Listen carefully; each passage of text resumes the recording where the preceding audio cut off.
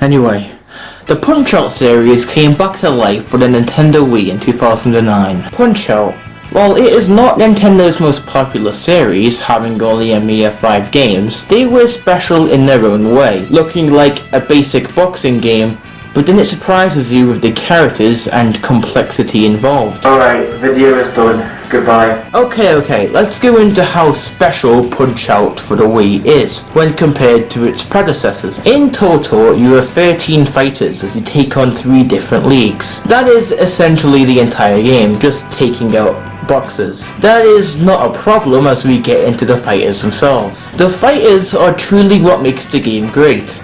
They are stereotypes which could be offensive, but I have never found anyone that actually takes offense. The fighters come from all over the world, as they truly embrace their stereotype. Look at Glass Joe for instance, the first fighter you face, and he's French. A wimpy French person. What is it trying to say? French people are dumb? Not how I interpret it. Golda Popinski is Russian. What do Russians like doing?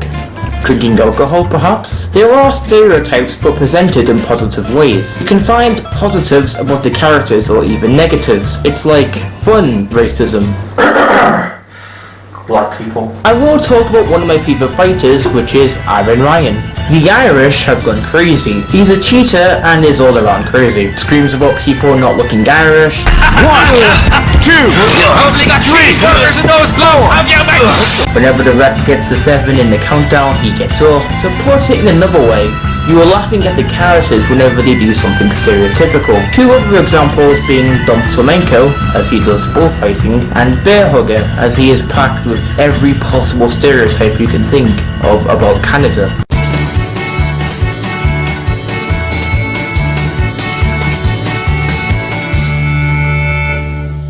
The older Punch-Out games didn't really have that. They were the same fighters, but of course there weren't many cutscenes.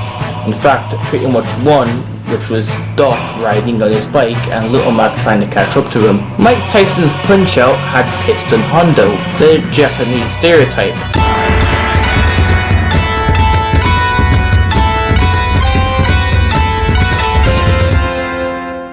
The Japanese stereotype, which says random words in Japanese, like kamikaze. Now he's got a name change to Piston Honda, because the devs were afraid of license issues since you have the car company Hondo. The fighters speak from other language, so they don't speak English. That means only 3 out of 14 fighters actually speak English, with one of them having a hard to understand Irish accent, being of course Iron Ryan. So why don't we talk about the music?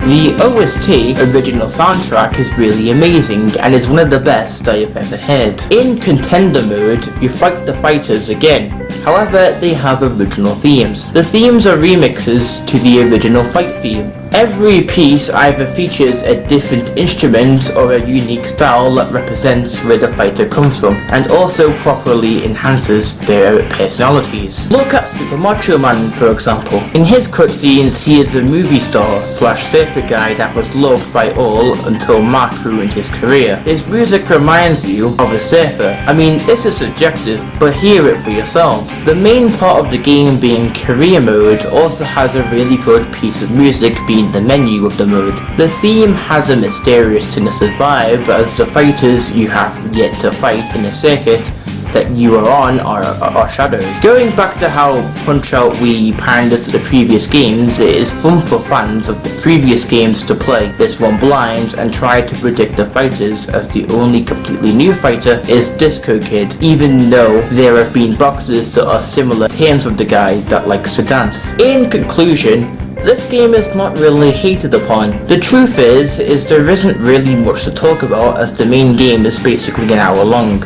If you don't suck, that is, which I do. The characters are really what makes the game, as they are stereotypical but in a positive way, not racist at all. People identify racism as saying one race is superior than the other, which isn't presented at all in this game. The most ironic part of the series as a whole is a short teenager beating the crap out of large, intimidating boxers, which is always fun whenever I realise that. So, you are probably wondering what the point of making the videos was. Well, The truth is, I've been addicted to watching these videos, which resulted in the making of this. So, how about a cool outro of me being an absolute moron in the streets, eh?